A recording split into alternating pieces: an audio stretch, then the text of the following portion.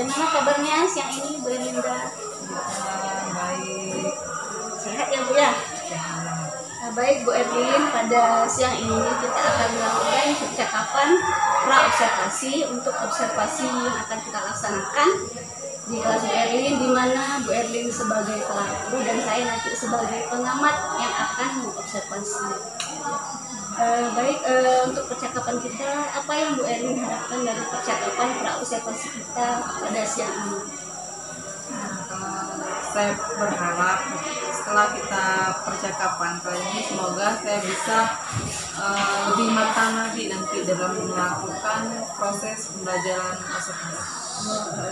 Baik, tadi harapannya Bu Erlin supaya nanti pada saat pembelajaran bisa lebih matang perencanaannya tadi Bu ya. Ya, baik Bu Erlin. Bisa Bu Erlin ceritakan nanti untuk observasi yang akan saya laksanakan itu di kelas berapa dan materinya materi apa ya? Nah, saya nanti akan melakukan observasinya di kelas 8, materinya Pancasila sebagai dasar negara. Baik, observasikan di kelas 8 dan Pancasila sebagai dasar negara. Nah, bisa Ibu Erlin ceritakan lagi tujuan pembelajaran yang hendak dicapai pada pembelajaran nanti. Apa kira-kira tujuan pembelajaran? Nah, di materi Pancasila sebagai dasar negara ini, nanti mereka akan saya bentuk menjadi beberapa kelompok. Nah, di sini setelah itu saya harapkan mereka ini bisa menjelaskan apa sih itu Pancasila sebagai dasar negara, itu tujuan yang pertama. Nah, di sini setelah itu mereka melakukan diskusi kelompok. Di sini harapannya saya harapkan mereka bisa mampu mengkaji hasil dari tentang Pancasila sebagai dasar negara ini dengan aktif dan bergotong royong. Terus di sini juga peserta didik ini harus mampu memahami apa sih itu Pancasila sebagai dasar negara. Nah, di sini di dalam kelompok ini mereka nanti memilih sesuai dengan minat mereka. Jadi dari yang saya tangkap tadi ada 3 tujuan pembelajarannya Bu ya, terkait materinya itu Pancasila sebagai dasar negara. Nah, tujuan pembelajarannya saya lihat sudah cukup baik ya Bu Erlin ya, sudah lengkap juga. Kemudian akan saya tanyakan selanjutnya yaitu untuk area pengembangan yang hendak dicapai apa ya Bu Erlin pada materi yang akan Bu Erlin ajarkan dengan tujuan pembelajaran ini. Jadi apa area pengembangan yang hendak dicapai? Di sini pengembangan yang hendak saya capai ada 3, kognitif, afektif, dan psikomotorik. Nah, di sini kalau yang kognitif ini saya melihat dari kemampuan mereka berdiskusi. Terus kalau afektif ini saya melihat lebih ke sikap. Kalau psikomotorik ini bagaimana mereka praktek yang mereka lakukan ini atau diskusinya. Baik. Jadi ada 3 area pengembangan tadi Bu ya, kalau dari yang saya tangkap. Yang pertama dari kognitif, Bu Erlin melihat nanti bagaimana pemahaman anak-anak saat diskusi. Kemudian yang kedua yaitu area pengembangan afektif ya Bu ya. Ibu Erlin melihat nanti keaktifan anak-anak saat diskusi. Kemudian yang ketiga tadi area pengembangan psikomotorik, yaitu Bu Erlin lihat ketika anak-anak melakukan praktik ya, seperti itu. Saya lihat juga sudah sangat baik perencanaan untuk area pengembangan. Nah, selanjutnya Bu Erlin untuk strategi. Nah, kira-kira untuk mencapai tujuan pembelajaran tadi, 3 tujuan pembelajaran tadi pada materi Pancasila sebagai dasar negara, kira-kira strategi apa yang Bu Erlin persiapkan untuk mencapai tujuan pembelajaran dan fokus pada area pengembangan tadi? Kalau strateginya saya lebih menerapkan pembelajaran berdiferensiasi. Di sini mereka akan diskusi kelompok. Baik, untuk strateginya berarti Bu Erlin menggunakan strategi pembelajaran berdiferensiasi. Bisa Bu Erlin ceritakan nanti bagaimana prosesnya di kelas ya, seperti apa pembelajaran berdiferensiasi? Nah, di sini berdasarkan ini saya mengambil gaya belajar. Di sini kan berdasarkan minat. Jadi di sini saya 3, yang visual yang pertama. Di sini yang visual dalam proses contoh gambar atau poster. Terus yang video ini dalam proses pembelajaran mereka menggunakan video mereka diberi tayangan video. Terus yang proses pembelajarannya di sini mereka langsung Jadi untuk strateginya, diferensiasinya berarti Bu Erlin berdasarkan pada gaya belajar ya, itu visual, kemudian audio, kemudian kinestetik. Kira-kira Bu Erlin untuk menerapkan ini tadi dari gaya belajar, diferensiasi, kira-kira apakah ada kendala ya Bu Erlin? Bagaimana nanti proses penerapannya di kelas? Saya sepertinya masih ragu di yang kinestetik karena di sini mereka nanti langsung melakukan, langsung praktek. Jadi saya masih ragunya di situ, apakah mereka bisa atau tidak. Oh iya, pada penerapan untuk yang gaya belajar kinestetik kan Bu Erlin tadi ada keraguan apakah anak-anak ini bisa mempraktekkan apa sih kelompok 9 itu ya, panitia 9 sidang panitia BPUPKI. Terkait keraguan itu apa indikatornya jika anak-anak itu sudah mantap dalam praktek nanti? Indikatornya di sini kayaknya lebih kita memberikan contoh-contoh video misalnya atau gambaran dari sidang BPUPKI itu seperti apa. Berarti nanti indikatornya anak-anak bisa, agar anak-anak bisa melakukan praktek tadi, berarti Bu Erlin memberikan dulu contoh-contoh seperti itu ya. Contoh-contoh seperti apa yang akan Bu Erlin berikan ke anak-anak nanti? Bisa melalui video atau gambar pas sidang BPUPKI seperti itulah, biar mereka di sini pas menampilkan bermain peran ini mereka bisa lebih percaya diri, mereka yakin kalau mereka bisa. Baik, berarti dari keraguan Bu Erlin, berarti Bu Erlin bisa mengatasi sendiri ya tadi ya. Awalnya kan ragu ya apakah anak-anak ini bisa. Setelah Bu Erlin, percakapan kita ini, Bu Erlin sudah bisa mengatasi ya tadi ya dengan cara terlebih dahulu memberikan mungkin contoh-contoh video ya pada anak-anak ya. Nah, baik Bu Erlin, strateginya sudah oke, tujuannya sudah oke. Kira-kira nih, kapan akan kita laksanakan akreditasi kita? Untuk waktunya? Hari Kamis minggu ini. Oh, berarti ini hari Senin. Berarti 3 hari lagi ya, 3 hari ke depan. Baik Bu Erlin, 3 hari ke depan berarti nanti kita akan saya akan melakukan observasi di kelas Bu Erlin. Semoga semuanya berjalan lancar, berjalan sesuai dengan rencana yang Bu Erlin sudah persiapkan. Selanjutnya dalam observasi nanti rencananya sudah oke. Kira-kira siapa yang dapat membantu Bu Erlin nanti untuk pelaksanaannya di pembelajaran di kelas nanti untuk observasi pada hari Kamis nanti? Sebelumnya saya di sini konsultasi dulu dengan kapseknya atau ibu juga. Oh iya, bisa. Tentang terkait dengan observasi yang akan saya lakukan.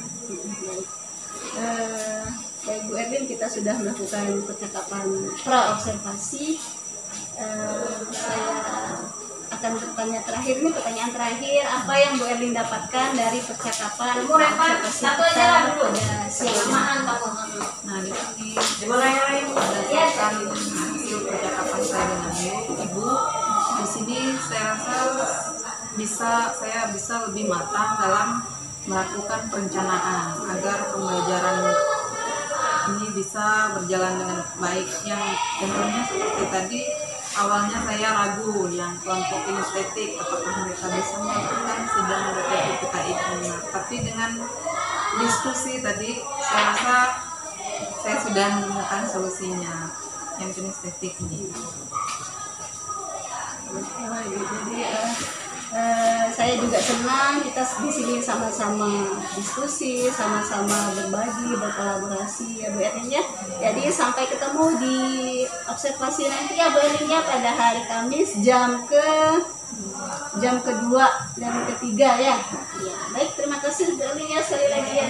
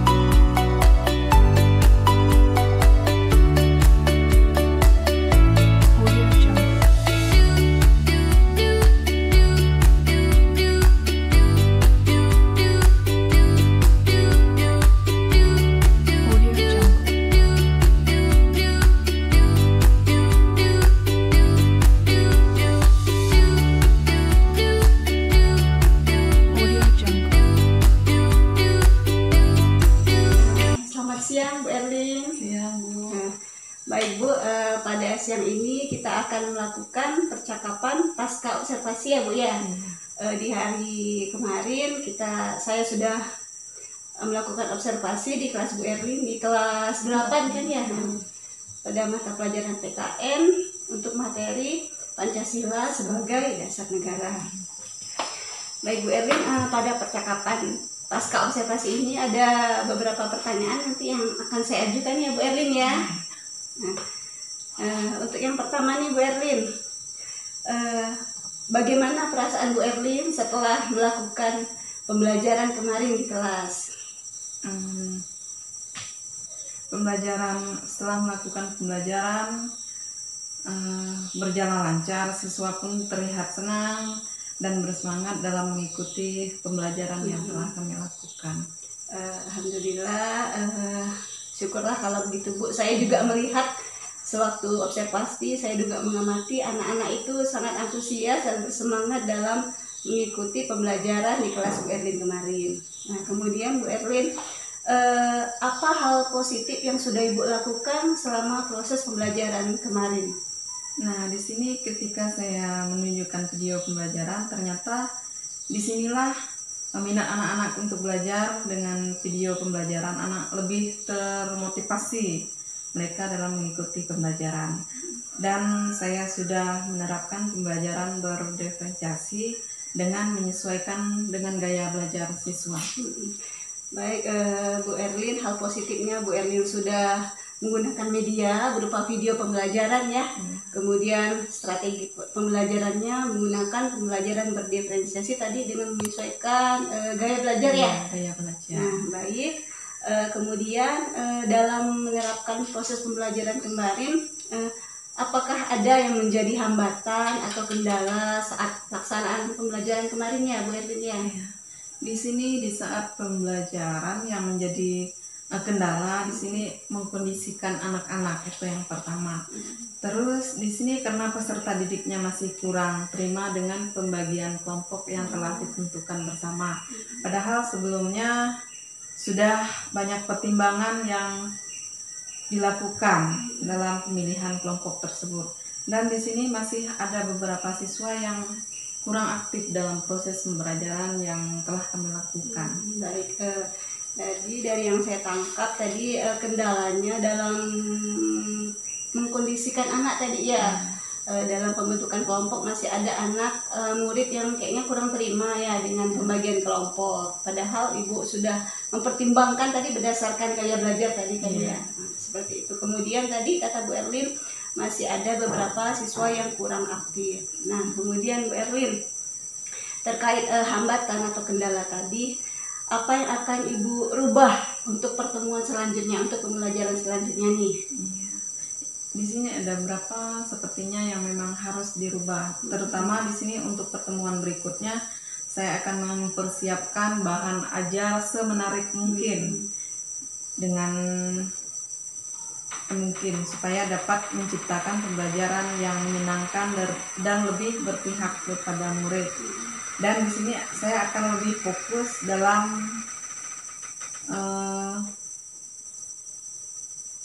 memperhatikan murid lah. Nah, seperti itu Bu Erlin ya.